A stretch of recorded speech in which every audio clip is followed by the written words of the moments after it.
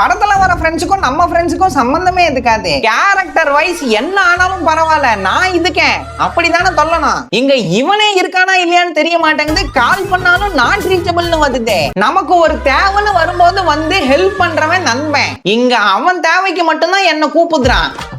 மனசு வருத்தத்துல இருக்கும் போது நம்மள அணைச்சி நமக்கு தைரியம், ஆறுதல், இஞ்சி அதிமதுரம், துளசின்னு சொல்லலாம். பிரேக்கப் ஸ்டோரிய சொன்னா புக்கன்னு சிரிக்கதான். டேய், நண்பன் காதல்ல பிரச்சனைனா பொண்ணை தூக்கணும்டா. நீங்க என்னதான் காளான் சாப்பிட்ட கூப்பிட்டாலே அப்பா அம்மா கிட்ட பர்மிஷன் கேட்டு நிக்குதீங்க.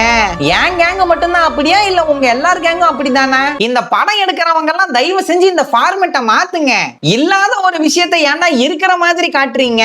நண்பன்னா வருவான், திம்பா, வெட்டிக்கதை பேத்துவான், அவ்வளவுதான். No youth. தளபதி படத்துல ஹீரோயினுக்கு எழுதுற மாதிரி எழுதுங்க.